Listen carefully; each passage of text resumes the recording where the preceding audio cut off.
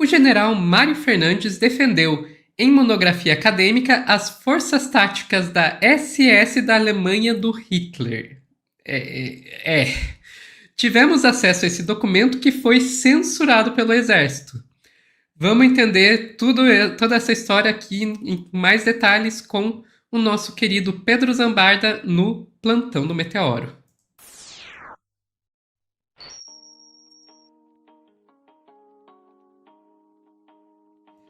Pedro, surpreende? Não.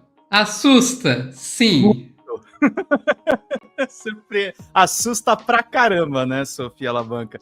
Eu tava sábado à noite, programões de sábado à noite, tava me preparando pra ver série na Netflix, no que eu vejo o Twitter dos meus camaradas lá do Camarote da República, que é um perfil muito influente do Blue Sky, do Twitter, que replica notícias. Eles dizendo, olha, o repórter da Folha de São Paulo, Ítalo Nogueira, tentou acessar a monografia do Mário Fernandes, que estava loteado no gabinete do Eduardo Pazuello e foi preso na operação da Polícia Federal. A bibliotecária deixou ele ficar com o documento 10 minutos e disse que o documento era sigiloso e tirou da mão do repórter e não deixou ele acessar.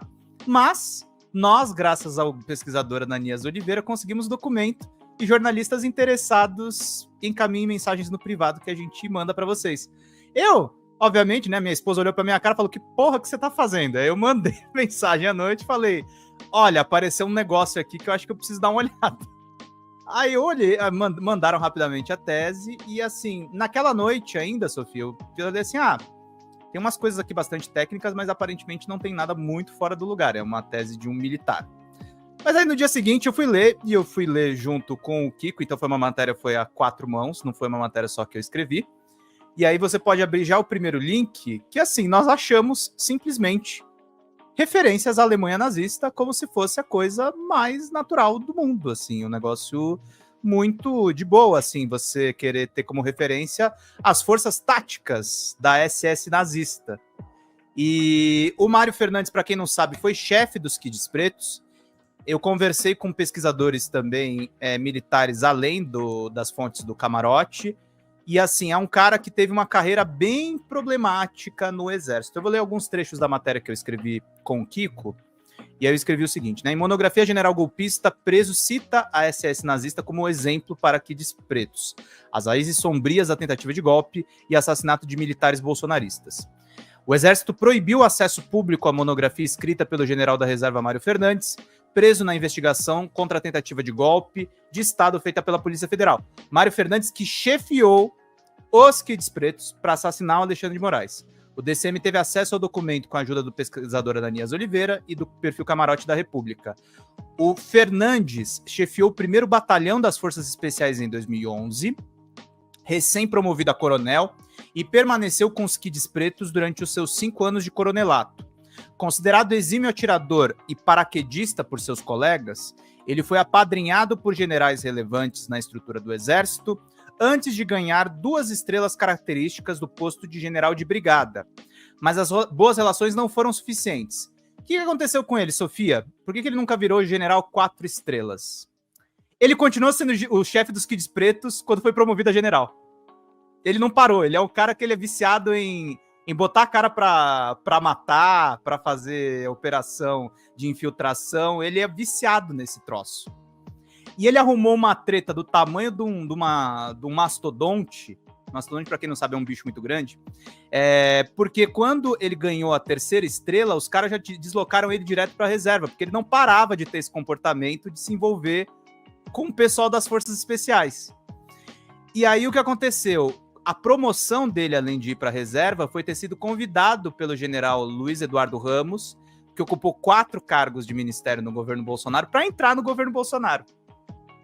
E aí ele começa a se aproximar do Pazuello, começa a se aproximar daqueles militares.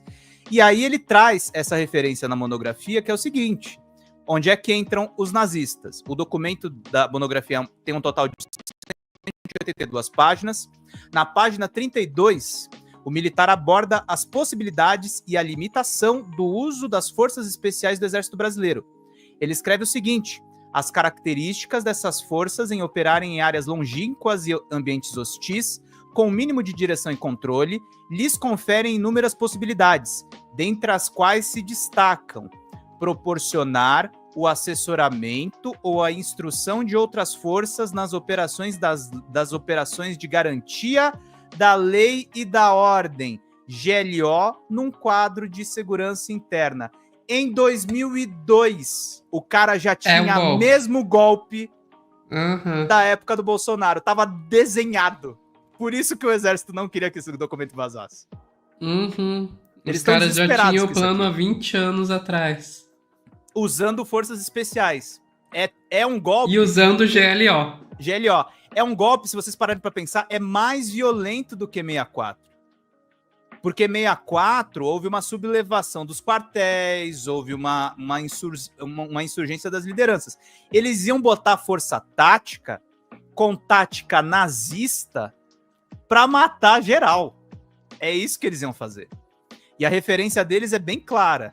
Na página 53, no emprego básico dessas forças, o Fernandes traça um histórico das forças especiais, citando a Alemanha nazista, além das forças táticas da Guerra do Golfo, do Afeganistão e do Iraque. Ele faz referência a uma batalha na fortaleza de Jebel Emael, que ocorreu de 10 a 11 de maio de 1940, no contexto da invasão da Bélgica, dos Países Baixos e da França durante a Segunda Guerra Mundial. As forças belgas enfrentaram os paraquedistas alemães da Luftwaffe, conhecido, meu alemão é péssimo, tá, gente? Fallschirmjäger, acho que é esse o nome. Os alemães utilizavam uma técnica inovadora, empregando cerca de 500 paraquedistas, ataque aéreo, tá? Transportados por planadores para atacar diretamente uma fortaleza. Esse assalto resultou na captura rápida da fortaleza e na prisão dos soldados belgas que lá estavam. Outra operação, essa ainda mais polêmica, ele cita uma ação de 12 de setembro de 1943, quando homens da SS nazistas, comandados pelo Otto Skorzeny e a mando do Adolf Hitler, libertaram o Benito Mussolini, prisioneiro desde julho em Abruzzo, na região norte da Itália. Conhecido como Cicatriz, esse Otto, Sofia, ele tem a cara rasgada. Conhecido como Cicatriz, por conta de um ferimento em um duelo de esgrima, Skorzeny virou espião do Mossad de Israel após a Segunda Guerra Mundial e morreu refugiado na Espanha do Franco. Esses caras são referências do Exército Brasileiro. Cara, assim, é um absurdo. E isso até meio que me passou batido, porque eu confesso pra vocês, agora ignorando um pouco a matéria que eu fiz, lendo o documento cru, ele cita várias forças especiais. Ele cita as forças especiais da Rússia, ele cita as forças especiais dos Estados Unidos. Mas, cara, a Alemanha nazista é naturalizada. É um negócio assim que é tipo só mais uma força especial. É esse o ponto, né? Resgatando Mussolini. Isso me lembra, Pedro, não sei se eu estou roubando aqui a sua pauta, mas me lembra que no relatório da Polícia Federal eles citaram Auschwitz, né? Sim, como referência. Então, nessa reportagem a gente cita que na investigação da PF, eu não vou citar porque é um repeteco de outras matérias, mas é importante o que você está falando mesmo. Eles citam criação de campos de prisioneiros de guerra. De prisioneiros de guerra, que seriam campos de concentração. E aí, um dos militares, que é, inclusive, o que fala em Auschwitz, é o... Ai, caramba, me fugiu aqui o nome. Dos Kids Pretos é o Rafael Martins de Oliveira, que foi preso. Isso, Rafael Martins de Oliveira. E ele diz Auschwitz, ele cita como exemplo, assim, cara, eles falavam abertamente. Achei aqui, alguém tem algum planejamento ou viu em algum momento a condução de um CPG, que é campo de prisioneiros de guerra sem aparelhos, e daí ele vai lá e responde, Auschwitz. E aí, pegando essa reportagem do DCM, que eu recomendo que vocês leiam, tá bem completo, tem essa questão de Auschwitz, tem a questão da investigação da Polícia Federal, a Veja me solta uma nota dias antes falando que esse general, que tem essa monografia brilhante, essas referências maravilhosas, ele está transtornado de estar preso, Sofia. É a famosa tadinho. Editoria, né? Tadinho dos militares. Tadinho, que dó. Pecado. Cara, os caras com referência a SS, agora eles estão lá chateados, porque tá preso desde o dia 19. Tá preso pouco, amigo. Amigo, você tentou matar um ministro do Supremo e tá lá suas digitais. Vocês tinham data para dar o golpe. Era 15 de dezembro de 2022, tinha prazo. Aí eles esticaram, aí o Bolsonaro mudou o plano, vai para os Estados Unidos para acompanhar a coisa de longe. Aí acontece o 8 de janeiro. Esse cara tem as digitais envolvidas até a medula com isso. E uma coisa importante a se lembrar. Eu sempre falo para as pessoas que estão estudando os militares do governo Bolsonaro, fiquem atentos a 3 figuras. Braga Neto, do Rio de Janeiro, Eduardo Pazuello, da Operação Acolhida, e Luiz Eduardo Ramos, que é o mais graduado de todos, é o mais velho. Ele só não é mais velho que o general Heleno, que vem desde a ditadura. Mas essas 3 figuras são os caras que efetivamente queriam dar o golpe. E eles não são da Marinha, eles são do Exército, tá? Eles são do Exército, têm alta patente, são bem graduados. E esse cara que tinha os nazistas como referência, ele tinha cargo especial no gabinete do Pazuello. Esse link aqui da CNN Brasil, ele ganhava, meus amigos, cargo de natureza especial, segundo maior vencimento do tipo na casa. Ele tem uma remuneração aproximada de R$ 15.600. Tá? Então, o responsável pela Operação Punhal Verde e Amarelo, pela Operação Copa do Mundo 2022, que ia dar o golpe de Estado para sacramentar o Jair Bolsonaro como presidente da República, é um cara próximo do Eduardo Pazuello. Pazuello que também queria o golpe. Então tá faltando ainda muito milico ser indiciado nesse negócio. Pazuello que tem os crimes que ele já cometeu na pandemia, sendo o ministro da Saúde que ele foi, e agora envolvido na tentativa de golpe. E aí É importante destacar isso, Pedro, porque a gente tá vendo muito na imprensa essa narrativa de que a golpista é a Marinha, o Exército não embarcou. Não. Porque o Freire Gomes não embarcou, mas... São verdadeiros heróis. Não, eles foram uns cagão, né, gente? Exato, eles sabiam que eu não ia conseguir sustentar o golpe depois de dá-lo e por isso não foram em frente, Não tem essa, assim, militares do bem e do mal. A questão toda é a seguinte, Sofia, independente, assim, da índole das pessoas, o exército não é um poder, é a maior aberração num regime político, não falo nem democrático, político. O exército ter a tutela que ele tem no Brasil. Não é à toa que a nossa política é essa zona absoluta, em que a gente vive mais em estado de golpes e estados completamente irregulares do que um regime em que as regras são obedecidas. E aí eu deixo separado outros 2 furos que eu dei, de coisas que eu acho que é importante a Polícia Federal ficar atenta. Lá no começo do canal da Folha Democrata, que é um canal de política que eu faço no YouTube, eu faço um programa de manhã, eu consegui algumas informações de pessoas muito próximas do Pazuello. Tem alguns assessores que estão conectados diretamente com as pessoas que foram investigadas na CPI da vacina e que eu acho que deveriam ser investigadas aqui na CPI do golpe. Uma delas é esse assessor, o Paulo César Ferreira Júnior, secretário parlamentar do Eduardo Pazuello, desde 3 de fevereiro de 2023, quando ele assume como deputado federal mais votado pelo Rio de Janeiro. Ele tem uma remuneração maior do que esse general, esse general Fernandes. Ele ganha R$16.000. Com os descontos, ele recebe mensalmente R$13.000, quase R$14.000, e um auxílio de R$1.331. Ele divulga nas redes sociais que é um advogado e imortal da Academia Brasileira de Ciências, Artes e História e Literatura, Abrace, entidade que diz que busca resgatar os valores culturais de todos os povos. Essa academia tem apoio do deputado federal Coronel Telhada, da PM. Vocês lembram o envolvimento das PMs na formação do Bolsonaro, as PMs de São Paulo.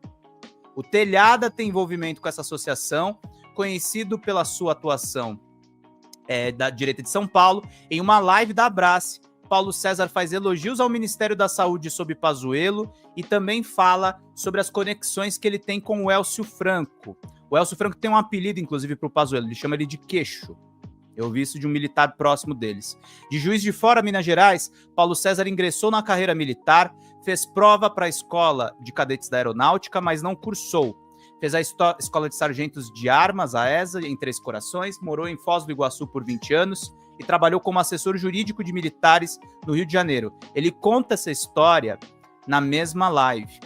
As fontes militares da Folha Democrata afirmam que Paulo César Ferreira Júnior defende Elcio Franco no escândalo das vacinas porque atuou na área financeira, tanto do coronel quanto do ex-ministro Pazuello nos bastidores. Isso lhe rendeu o cargo. Paulo César diz que Franco nunca impediu a compra das vacinas, o que factualmente é uma mentira. Eles atrasaram a compra das vacinas. Se não o Franco diretamente, o Pazuello sim. Então, são nominhos para a galera ter um pouco no horizonte, sabe, Sofia? Porque o pessoal fala muito dos graúdos, mas esse cara é responsável pelo cofre. E é um advogado dos caras. Também é uma atividade que consegue pegar essa questão toda. E a última coisa que eu queria ressaltar do Pazuello, que mais uma vez eu falo, é um cara muito próximo desse Mário Fernandes, é a doação que ele recebeu de um ex-assessor dele, que era o ministro de fato do Ministério da Saúde, o Cascavel, que é um cara muito conhecido em Roraima.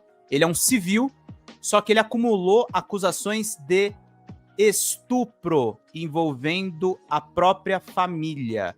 Ele depôs na CPI também. E ele doou para o Pazuello, eu tenho a quantia aqui, ele recebeu recursos, o nome do Ayrton Antônio Soligo, que é popularmente conhecido lá no norte do país como Cascavel, é um homem poderosíssimo em Brasília, ele doou 5 mil reais. É um trocado, mas esse cara sempre influenciou muito o Pazuello. Então, tô dando um mapa da mina, porque não é só a monografia, não é só a referência ao nazismo. Isso é uma parte das coisas. É as referências péssimas que o Exército tem. Mas tem um labirinto aí de pessoas e de assessores que acho que precisa ser mais investigado, Sofia. Com certeza, e eu acho importante destacar isso também para a gente lembrar de que é uma questão institucional, sabe? Se a gente for puxar esse novelo, não vai acabar nunca. Você vai puxando, vai vindo outros nomes, outras instituições, etc, etc, etc, e não vai acabar nunca. Não vai acabar nunca por quê? Porque é uma questão sistêmica. Não é uma questão individual. Por mais que eles tentem fazer de conta que por mais que parte da imprensa tente fazer de conta que não são os 30, 40 nomezinhos aí. As instituições como um todo estão corrompidas.